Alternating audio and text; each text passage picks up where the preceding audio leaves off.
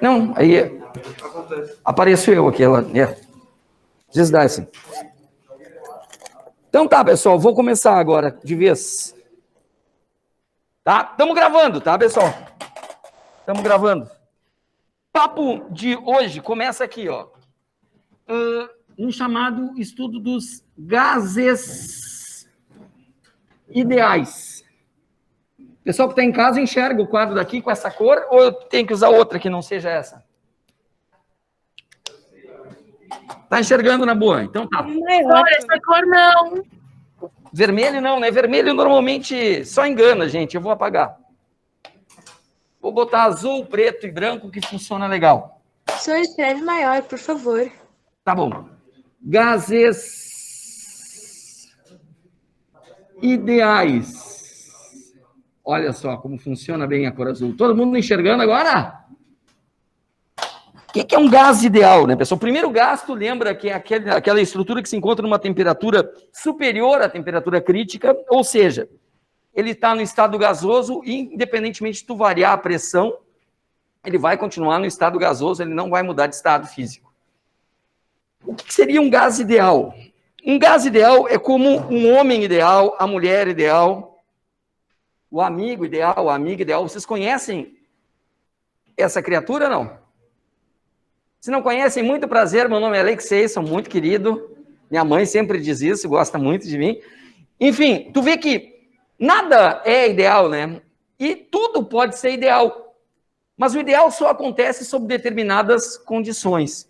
Então, um gás comum, normalmente um gás monoatômico, ou seja, formado por apenas um tipo de átomo, esse gás, quando tem uma temperatura elevada e pressão baixa, com temperatura elevada e pressão baixa, o gás normal se comporta como o ideal. E como é que se dá esse comportamento? Ele se dá a partir de uma equação que a gente chama de equação dos gases ideais. Também conhecida como a equação de Clapeyron, se eu não errei o nome da criança. E essa equação é muito fácil da gente lembrar. PV igual a nRT. PV igual a nRT. Quando eu estudava no colégio, eu estudei lá no Colégio Anchieta durante muitos anos da minha vida, se não todos, quase todos, da vida escolar, a gente decorava assim, ó, padre velho não reza terço. Olha que funcionava, que era uma beleza, né? Padre velho não reza terço. Naquela época eu já conhecia o Paulo Vargas, que, acreditem, já era pequenininho naquela época. Já era pequenininho. E ao conhecer o Paulo Vargas, eu aprendi com ele como é que ele memorizava esta fórmula. Ele dizia assim, Paulo Vargas não recusa T grande. Tá aí, não sei. Alguma coisa vinculada ao T grande. Paulo Vargas não recusa o T grande. Tá aí, eu nunca mais esqueci da equação. Então, é uma equação que eu não tenho que decorar antes de vir da aula aqui, eu lembro. E o que é o Q aqui, né, pessoal? O que é o P, o que é o V, o que é o T? O P, o V e o T são chamados de variáveis de estado. Variáveis de estado. O P é P de pressão. O P é P de pressão. Um gás ideal tem características bem definidas, tá? Ele é um gás modelo, não é um gás real, efetivamente. Nessas características, ele vai ter assim, as moléculas não exercem força entre si, O único momento que elas aplicam força uma na outra é quando há colisões entre elas. As colisões entre as moléculas são elásticas. Lembram das colisões elásticas? Sem deformação permanente. A quantidade de movimento que o sistema tinha antes é a mesma que vai ter depois. A energia cinética do sistema antes é igual à energia cinética do sistema depois. Então, elas não aplicam forças entre si, salvo nas colisões. Depois das colisões, elas escrevem movimento uniforme, MRU, saudoso MRU, né? A vida era fácil no tempo do MRU, a gente não sabia. Ou já ainda é difícil no MRU? Não? Não é mais, é fácil. Essas moléculas têm um tamanho desprezível em relação ao espaço existente entre elas. E a pressão existente no gás é devida às colisões das moléculas entre si e contra as paredes do recipiente que as contém. Então, a pressão é devida às colisões das moléculas contra as paredes do recipiente e contra elas mesmas. O gás vai ter um volume, V. O volume do gás é rigorosamente o volume do recipiente que o contém. O gás sempre vai ocupar todo o volume que está disponível para ele, ou seja, o volume do recipiente. E o Tsão é a temperatura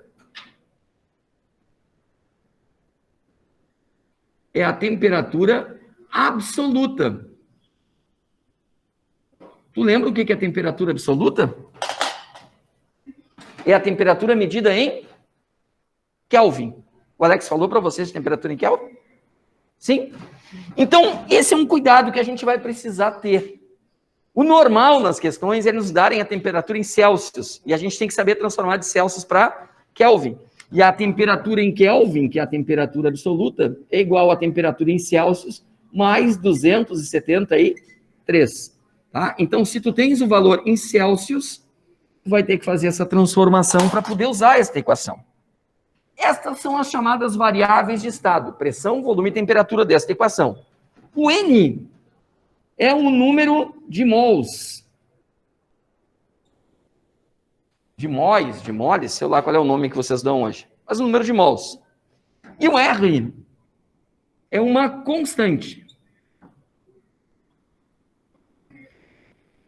do gás ideal. Constante geral dos gases ideais. Tá?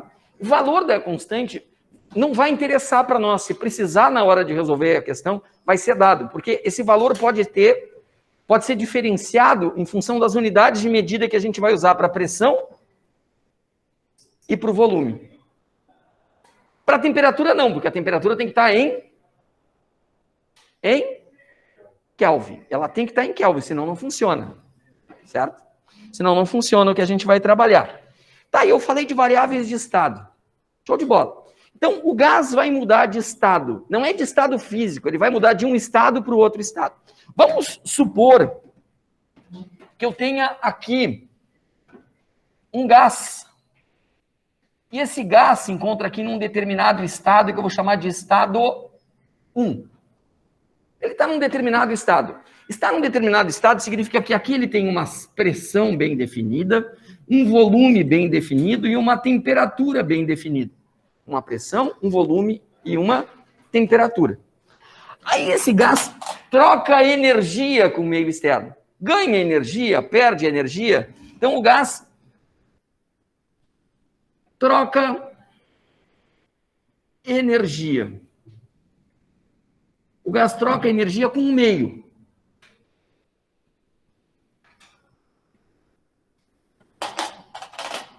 E passa para um outro estado. É o mesmo gás, ou seja, mesmo gás, o mesmo número de mols, certo?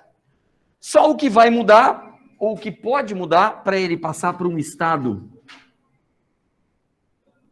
2, é a pressão, o volume e a temperatura. Então, pode haver mudança na pressão, no volume e na temperatura. Então, esse gás apenas trocou energia. Pode ter trocado energia na forma de calor, por estar mais quente ou mais frio, que o meio externo não está isolado com o meio externo. E pode ter trocado energia na forma de trabalho, com aplicação de força. Aí ele sai de um estado e vai para o outro. Se eu pegar a equação de Clapeyron, a equação geral do gás ideal, e aplicar no estado 1, eu vou ter assim, ó.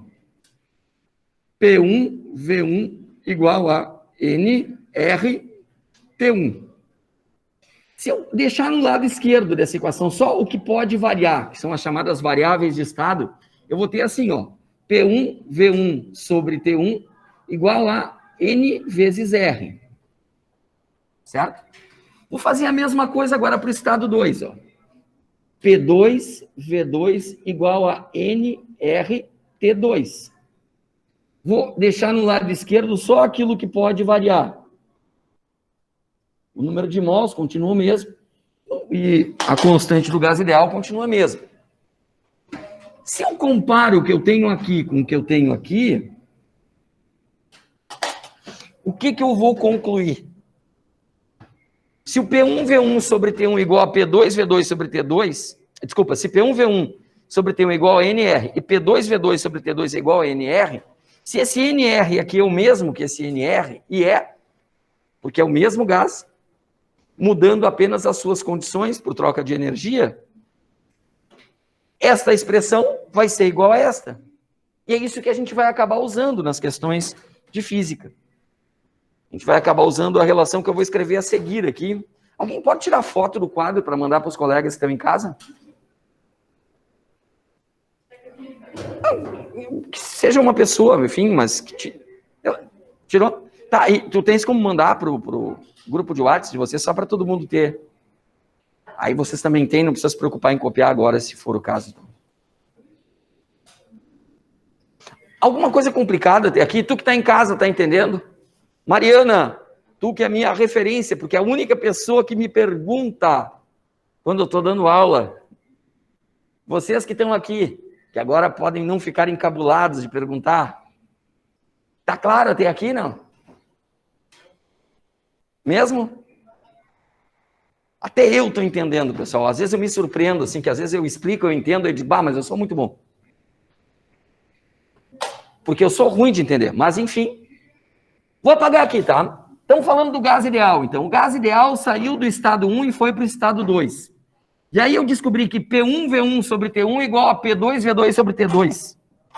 Então, eu vou escrever isso, ó. P1V1 sobre T1 é igual a P2V2 sobre T2.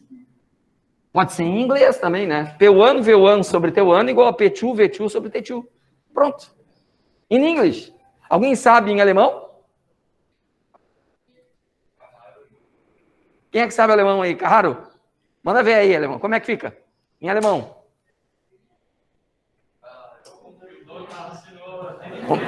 Como é que é P em alemão? P deve ser uma frase, né, pessoal? Em alemão.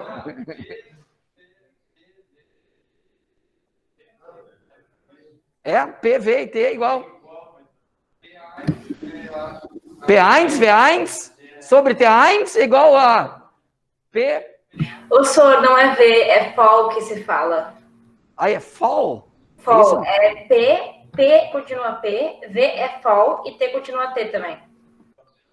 Ah, isso é muito complicado, essa língua, né? Alemão é complicado. Ah, eu não sei como é que... Bah, enfim, ainda bem que eu não nasci na Alemanha. Pelo menos para ser alfabetizado, senão acho que eu estaria até agora tentando aprender alemão, que é muito complicado. Eu lembro quando eu dei aula no Pastor Domes ali, estava começando a escola bilíngue, e alguns de vocês lá estudaram, de repente, né? Nossa, mãe do céu, eu vi os as frau lá, tudo. Nossa, era uma loucura. Uma loucura. Ciência em português, ciência. Ciência em inglês, science. Ciência em alemão, Wissenschaft. Saúde. O importante é isso, né? Olha só, viu como é fácil, né? É tudo muito fácil. Em espanhol, como é que é ciência? Deve ser ciência também, né? Para isso. Bom, para funcionar essa equação, então, vou voltar da aula de física, tá? Passou o intervalo. Esse T1 e esse T2 aqui, ó, tem que estar em qual escala termométrica? Ele tem que estar em Kelvin. Senão eu erro na hora de resolver a questão. Se eu deixar em Celsius, eu vou errar. E tu quer errar na hora de resolver a questão? Não, não quero. Então, lembra que para funcionar o P1, V1 sobre T1 igual a P2, V2 sobre T2, Ou, em português, P1, V1 sobre T1 igual a P2, V2 sobre T2. Ou, em alemão, tem que estar a temperatura em Kelvin, senão não funciona. Ah, mas se o gás passar para o estado 3, o estado 4, o estado 5, vai continuar igual sempre, pessoal. Não vai mudar nunca essa relação. Então, lá no estado N, eu vou ter Pn, Vn sobre Tn igual, então, aos estados anteriores. Então, isso sempre vai funcionar. Não vai falhar nunca. Tá? Não vai falhar nunca. Se for um gás ideal e a temperatura estiver em Kelvin. Aqui também. Então, essa é a relação mais comum que a gente tem para encontrar no comportamento de um gás. Bom, tudo bem, mas o gás pode passar de um estado para o outro, mantendo constante uma de suas variáveis de estado? Pode. Uma pode, duas não. Que aí nenhuma das três vai mudar. Então, pode acontecer do gás passar de um estado para o outro, mantendo constante a sua pressão. Se o gás mudar de um estado para o outro e mantiver constante a sua pressão, ele vai ter uma transformação que nós vamos chamar de isobárica. Iso quer dizer o mesmo, vem lá do grego, né? Que já virou meio... Uma pergunta. Pois não. O que está escrito lá? Tá igual os 3 pontinhos, daí igual P... N, Vn de nada e Tn. É um estado genérico. N e N. É um enésimo estado do gás, tá? Estado 1, estado 2, 3, 4, 5, 6, 7, vai até o estado N. Pronto. Aí a relação PV sobre T continua a mesma. Se a transformação for isobárica, quer dizer que a transformação, o gás passou de um estado para o outro e manteve constante a sua pressão. Então, na transformação isobárica, a pressão ficou constante.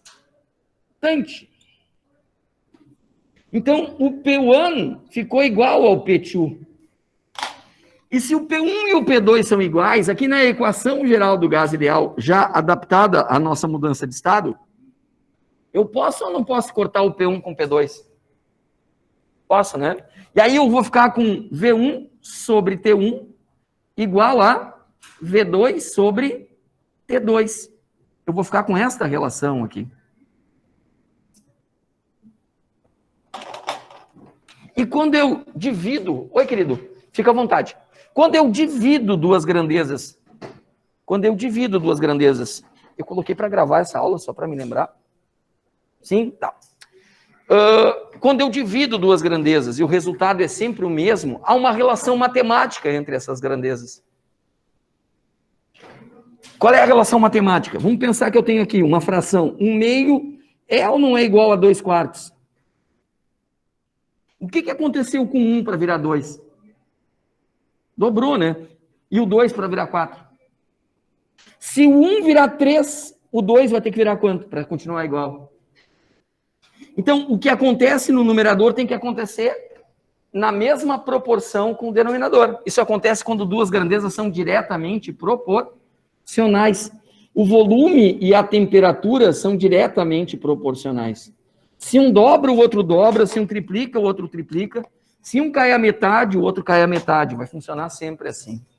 E se eu for fazer gráfico com duas grandezas que têm um comportamento de proporção direta, como é o caso do volume e da temperatura, esse gráfico invariavelmente vai ser uma reta que passa pela origem. Só neste caso, a reta não vai chegar a cruzar a origem, porque vai ser impossível eu ter um gás com volume zero. Eu não vou conseguir ter um gás com volume zero. E eu também não vou conseguir atingir a temperatura de 0 Kelvin. E menos ainda ter valor negativo, né? Para o volume do gás e para a temperatura absoluta, que não admite valores negativos. Então, se eu olho um gráfico assim, ó, VT, desculpa, como esse, é porque nessa transformação a pressão está constante. Uma transformação do tipo isobárica. Eu poderia ainda ter um gráfico assim, ó. pressão em função do volume. Se eu tiver um gráfico de pressão em função do volume, a pressão tem que ficar constante, né? O volume pode aumentar, o volume pode diminuir, a pressão fica constante. Da mesma forma, se eu tiver um gráfico de pressão em função da temperatura, pressão em função da temperatura absoluta, a pressão pode aumentar? Não. Pode diminuir? Não. Ela tem que ficar constante. Quem pode aumentar ou diminuir é a temperatura absoluta. Então, olhar para esse gráfico aqui é identificar que o gás está saindo de um estado e passando para o outro, mantendo a pressão constante. Ele está sofrendo uma transformação chamada de isobárica. Ah, tu consegue dar um exemplo de transformação isobárica? É complicado de ter um exemplo de transformação isobárica, assim, um exemplo 100%. Mas dá para fazer um exemplo meio adaptado. Vou imaginar que tu estejas fazendo na tua casa um feijão. E tu está cozinhando esse feijão numa panela comum, não é numa panela de pressão. Certo? Aí tu vai acender a chama do fogão. Dentro do feijão, dentro da panela tu vai ter água, os grãos de feijão e alguns condimentos, né? Com, sei lá, enfim, vai temperar esse feijão.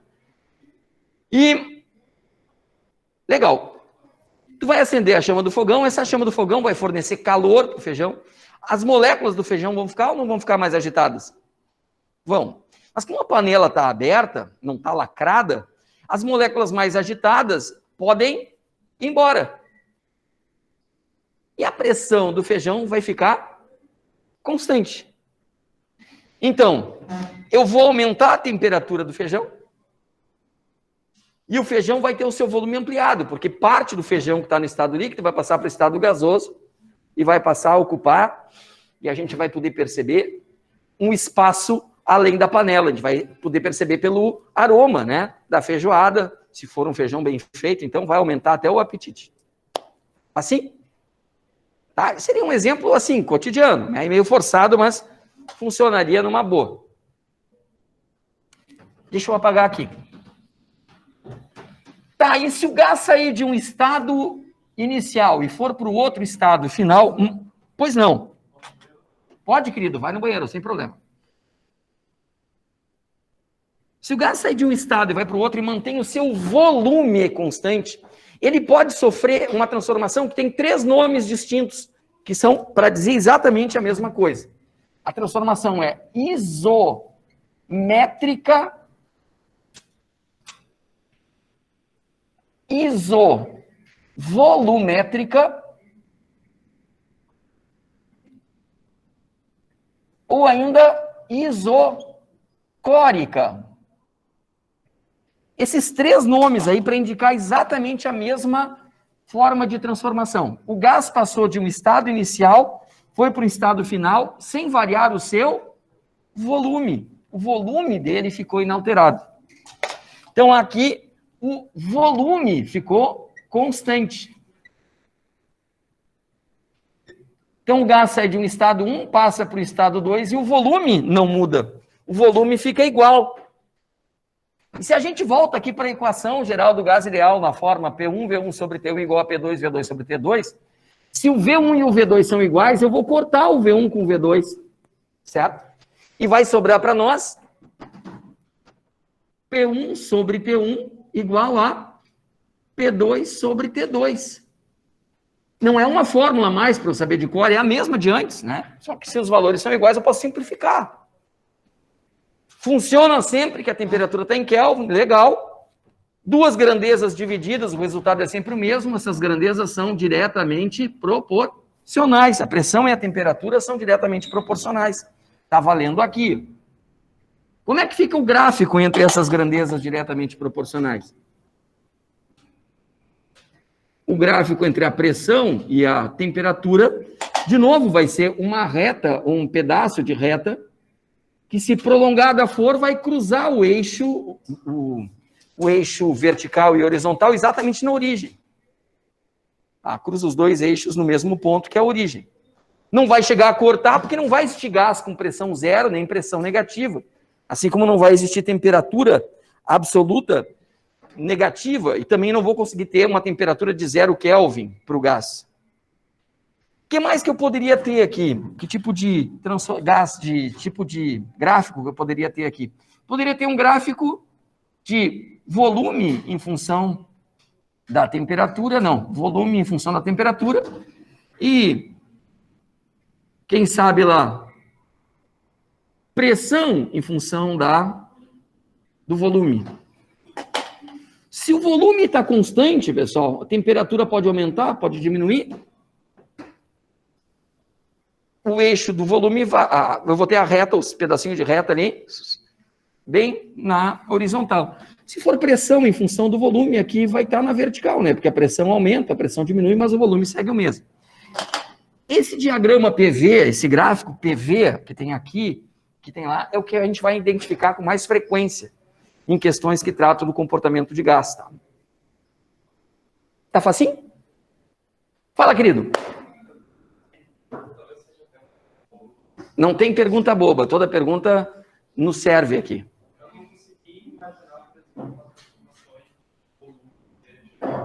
Constante.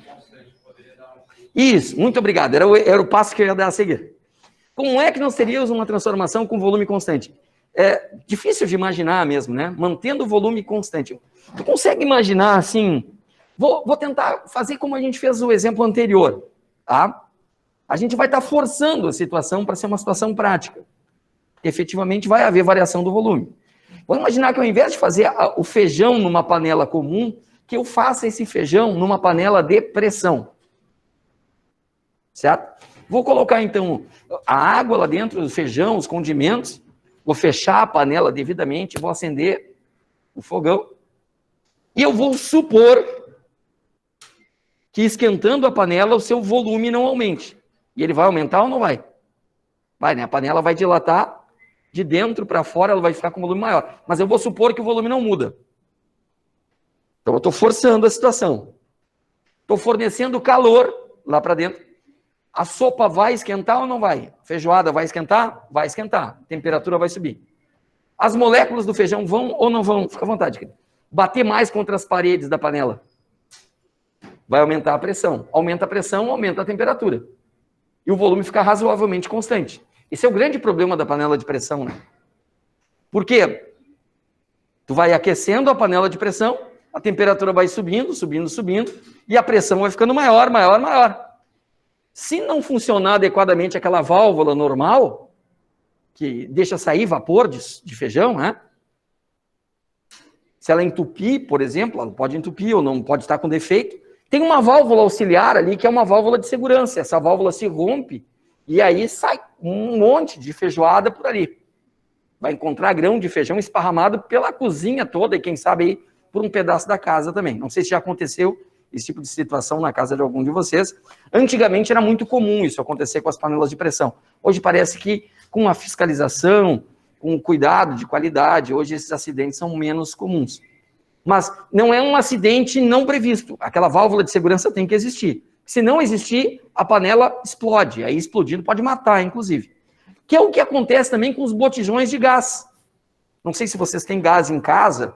Os botijões que a gente tem geralmente em casa são os GLP, são os P13, botijão convencional. Tem os P45, que são os grandões, tem os P8, que são pequenos, e tem uns liquinhos, que eu acho que eram de 3 quilogramas de gás. Não sei se vocês já viram um liquinho. Liquinho está proibido de ser vendido, pessoal.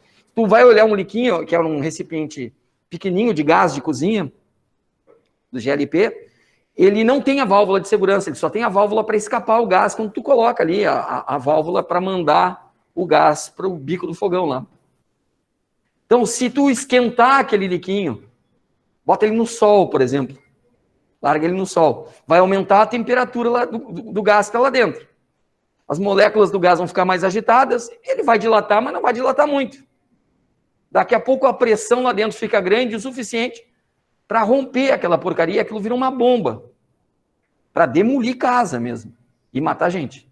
Então, foi proibida a venda de liquinho, porque nele não tem a válvula de segurança. No P13, por exemplo, que é o mais comum, tu vai notar que no lado, aquela válvula grande, onde tu coloca a válvula que vai conectar com a mangueira, tem tipo um parafusinho ali. Aquela válvula ali vai se romper se a pressão dentro do recipiente se tornar muito grande.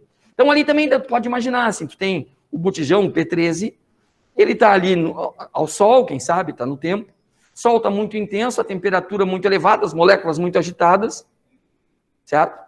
A pressão vai aumentar, a temperatura também, e o volume vai ficar, digamos aí, razoavelmente constante, se não sair nada.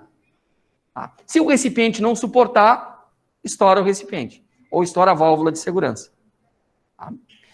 O que acontecia com muita frequência há algum tempo eram as pessoas colocarem gás nos carros, né, nos automóveis, e o gás do automóvel não é o mesmo do gás de cozinha, né? O gás de cozinha que a gente tem doméstico, esse que vem no botijão, é o GLP. E o gás do carro é o GNV, gás natural veicular. São composições químicas diferentes. O gás de cozinha, ele fica confinado a baixa pressão. E o GNV fica confinado a alta pressão. Então, o que tem de mais caro, acho que no processo de transformar o veículo em GNV, né, para ele poder trabalhar com combustível e gás, é o cilindro, aonde vai o gás. Então, pessoas, para economizar, colocavam um botijão de gás de cozinha.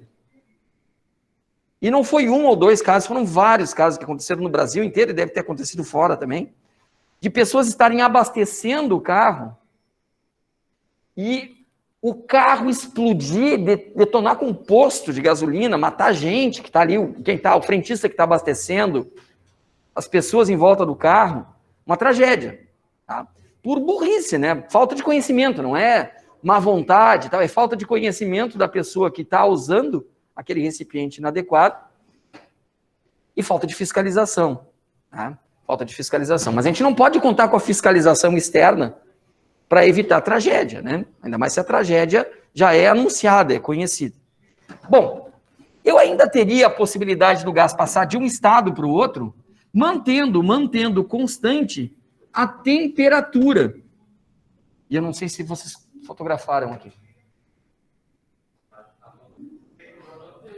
Hã? Tá, tira uma foto de lá enquanto eu vou escrevendo o que estava aqui, ó. Isobárica. Ah, não é essa cor, é outra que tem que ser. Eu tinha aqui isobárica, pressão constante. Tinha lá P1 igual a P2, aí tinha aqui V1 sobre T1 igual a V2 sobre T2, V diretamente proporcional a T, aí tínhamos o gráfico, né? VT, que era uma reta, depois tinha aqui PV, que era uma reta horizontal, e tínhamos ainda o gráfico PT, pressão, temperatura, uma reta horizontal. Por favor, alguém tira a foto e manda para o pessoal que está em casa lá. Fechou? Só para fechar então aqui, pessoal, ainda há possibilidade de a gente ter uma transformação com a temperatura constante. E quando isso acontece, a transformação é chamada de isotérmica. A temperatura fica constante. Então o gás sai de um estado 1 e vai para o estado 2 e a temperatura em 1 e 2 é a mesma. E aí, essa equação, ó, se o T1 e o T2 são iguais, eu posso cortar o T1 com o T2, eu vou ficar com P1, V1 igual a P2, V2. E quando eu multiplico duas grandezas e o resultado é sempre o mesmo, é porque essas grandezas são inversamente proporcionais. Quer ver, ó? 3 vezes 4 é 12, né? Se o 3 virar 6, o 4 vai ter que virar 2. 3 vezes 4 é 12, 6 vezes 2 é 12 também. Se o 3 virar 12, o 4 vai ter que virar 1. Isso é igual a 3 vezes 4, né? Então, ó, daqui para cá, eu multipliquei o 3 por 4, eu dividi o 4 por 4, para manter igual. Então, as grandezas são inversamente proporcionais. O número de vezes que uma varia é exatamente o inverso do número de vezes que a outra varia. E aí, o gráfico entre grandezas inversamente proporcionais sempre é uma curva que se aproxima dos eixos sem tocá-los, chamada de isoterma vai ser o nome porque a gente vai identificar aqui. Mas isso aqui é uma hipérbole, é um ramo de hipérbole. Tá? Essa curva aqui vai ser uma curva de isoterma. Se tu olhar um gráfico PV e tiver esse desenho, tu sabe que a transformação foi isotérmica. Posso ter, assim, um diagrama com volume em função da temperatura. O volume pode aumentar, pode diminuir, a temperatura fica constante. Posso também ter um gráfico de pressão em função da temperatura. Pressão pode aumentar, pode diminuir, mas a temperatura fica constante. Exemplo de transformação isotérmica, então, para tu não ficar na dúvida. Vamos supor que tu tenhas em tuas mãos aquele balãozinho de gás hélio que o namorado dá para a namorada dá para o namorado no dia dos namorados. Tu tá passeando no shopping porque tu ganhou aquele balão, tu tem que andar com ele, não pode fazer a desfeita. Mas tu quer te livrar do diabo do balão. Aí tu vai lá para a parte externa do shopping, vai dar um beijo no namorado, na namorada, e vai largar o balão sem querer, escapou o balão vai subir, porque nele tem gás hélio, e o gás hélio é menos denso que o ar, e aí a força de empuxo é maior que a força-peso, e ele vai subir. Vocês estudaram isso aí, hidrostática, lá no princípio de Arquimedes. E à medida que ele sobe, ele vai encontrar o ar menos denso, que vai exercer menor pressão contra as paredes do recipiente. Então, a pressão externa vai diminuir, o volume do balão vai ficar maior, vai aumentar o volume, e aí as moléculas vão colidir menos contra as paredes do recipiente e contra si, porque agora tem mais espaço para elas se movimentarem. E a temperatura fica razoavelmente constante. Então, aí eu teria uma transformação do tipo isotérmica. Certo? Então, essas são as chamadas transformações gasosas, com uma das variáveis ficando constante. Isso está no nosso livro, na página, ou a partir da página 26, no capítulo 22, com mais um papo ali sobre pressão, relação da pressão com características do gás, relação da temperatura absoluta com a energia de movimento das moléculas, que eu vou montar um videozinho para vocês e vou deixar disponível para fechar esse nosso conteúdo, tá? Aí vocês também vão poder resolver as questões que tratam desse assunto no capítulo 22. Tá bom? Mandem as dúvidas para mim. Fiquem bem, se cuidem, um bom final de semana. Beijão para todos aí.